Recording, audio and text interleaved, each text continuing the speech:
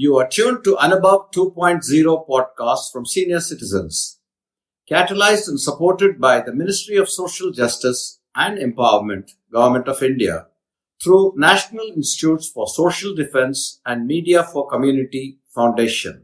The project is conceived and designed by Dr. R. Sridhar and supported by Ashish Tiwari, Pooja Murada, Sai Sudha, and Kaushalya. கூடுங்கள் கேளுங்கள் நண்பர்களே, இளமையில் நாம் செய்ய நினைத்ததை முதுமையில் செய்ய இயலுமே என்று வாருங்கள் வாருங்கள் நண்பர்களே, கூடுங்கள் கேளுங்கள் நண்பர்களே. கோவை வானில் ஒன்றாய் கூடி சிந்திப்போம், கேட்போம், மகிழ்வோம், சிந்திப்போம், கேட்போம், மகிழ்வோம். Vanakkam listeners, this podcast is where journeys come alive. Our guest today is not your typical globetrotter. Mrs. Lekha Nair is a resident of a retirement community in Coimbatore, and their suitcase is full of stories and decades of unforgettable experiences. From steam engine train rides to moonlit strolls in serene hill stations to adventurous overseas trips, she has covered it all. So, whether you're listening from your couch or your car or a hammock under the stars, join us as we uncover the magic of travel, not just the places we go, but the memories we carry. Thank you. Good evening, ma'am. Good evening, Bhuvna. Okay, I would like to know about your passion for traveling. Okay, I don't know whether to call it a passion or a hobby or just something which is so much fun that I really can't put a name to it. Okay. It's great fun to explore new places, find out new things about history, geography, culture, cuisines. So many new exciting experiences, and also not all of them need to be positive. Sometimes you can have some pretty scary experiences also when you're traveling, but all that adds to the adventure and the fun of it. Okay, that's nice. Do you remember your first trip?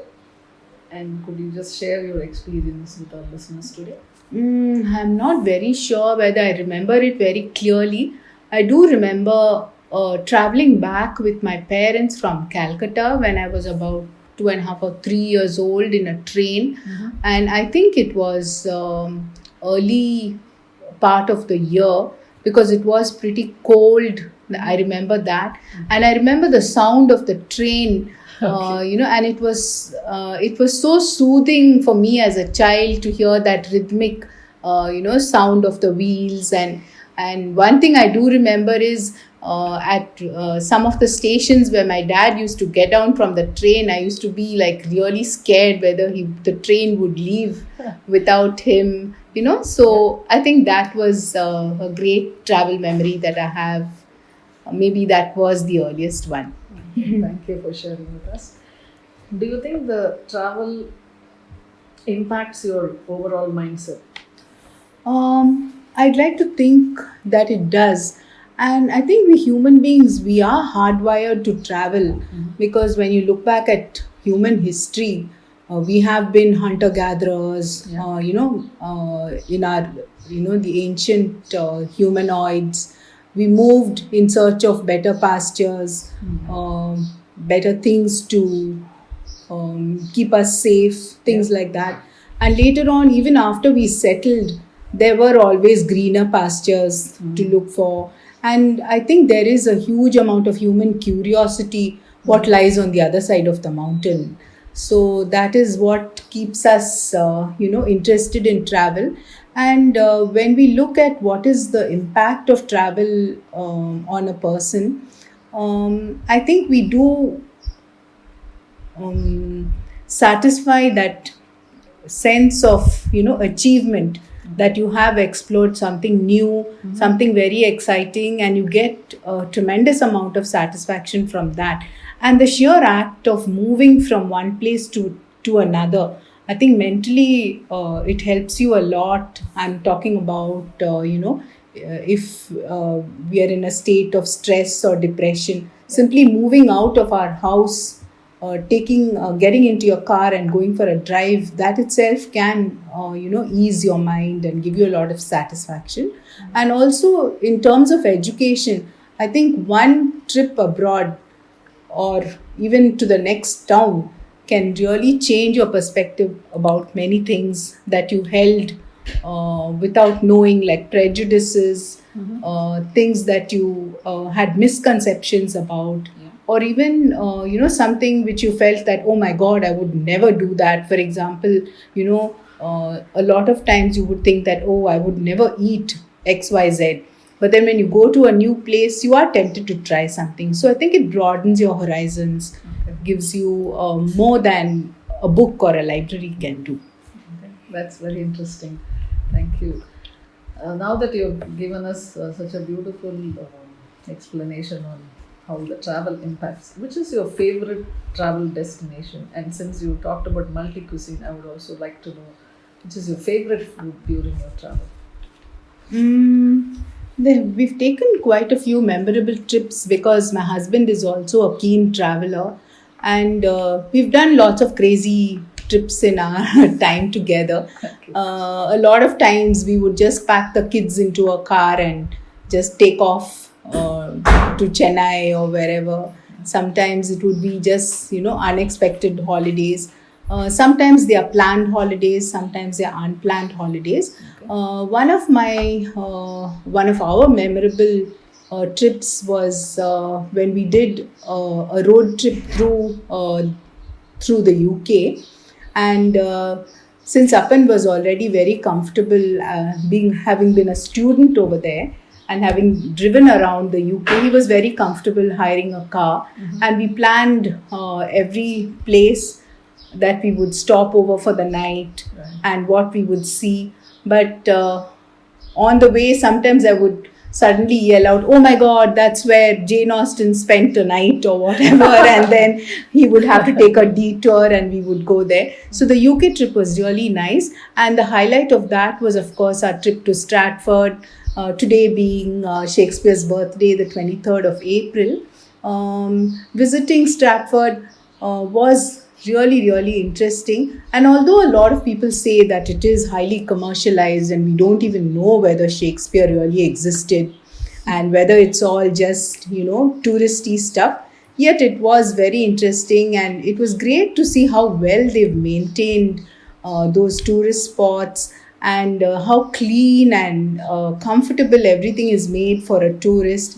And the guides were so good. They would explain things over and beyond just the place. Like they would give us little interesting stuff about the English language, for example, idioms that we use. Okay. I remember one of the guides telling us that we have this idiom saying it's raining cats and dogs, and that's really because they had thatched houses those days, and you would get cats or dogs or small animals sleeping in the rafters of the roof.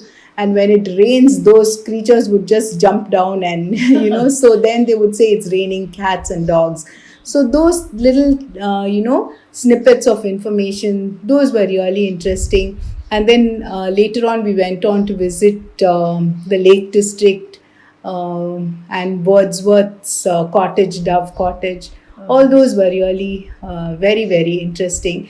And although Apan is not really a literature buff or a history buff, a lot of times he would just kind of, sit outside and say, okay, you go inside because I'm not paying 23 pounds to go inside and watch some, see some old stuff over there. So, but that was a great trip.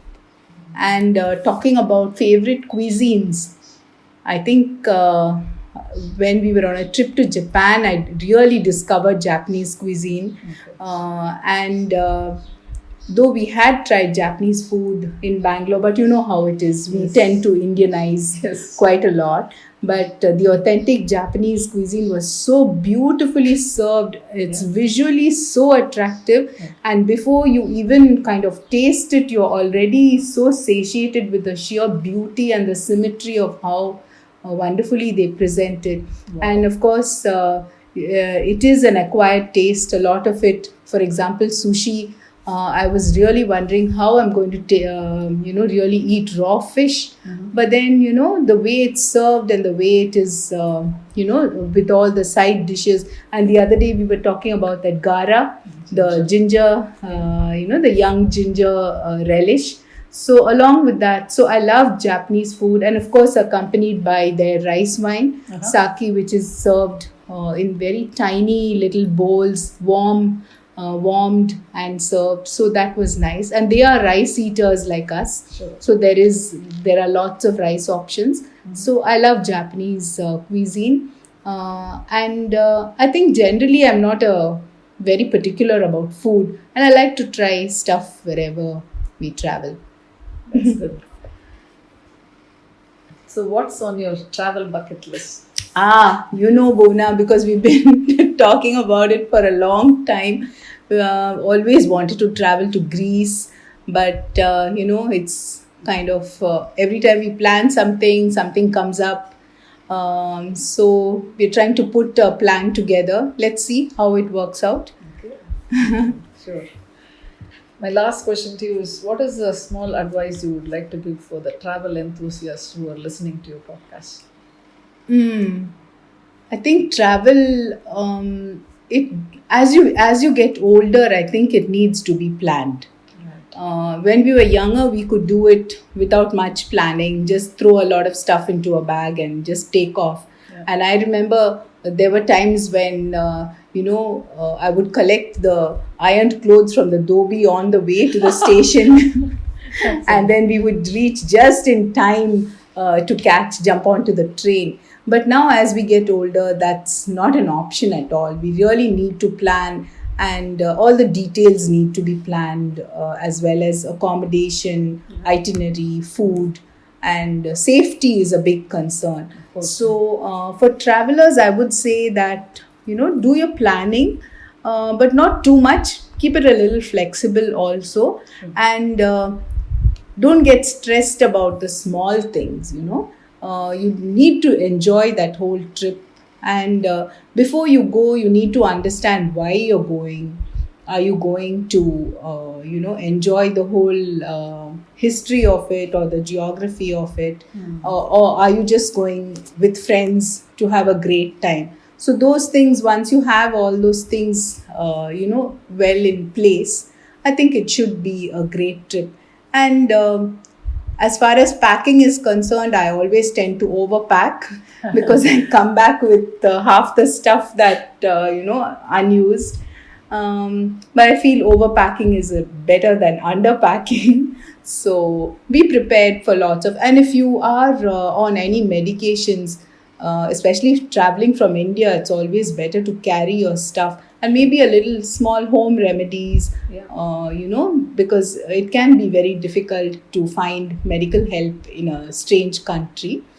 And otherwise, I think it should be a fun trip always. Sure. Thank you so much for that advice, and happy journey to you for the big Greece trip. And thank you so much for your time. It was really interesting, and I'm sure the listeners will enjoy too. Thanks, Bhuvna. My pleasure.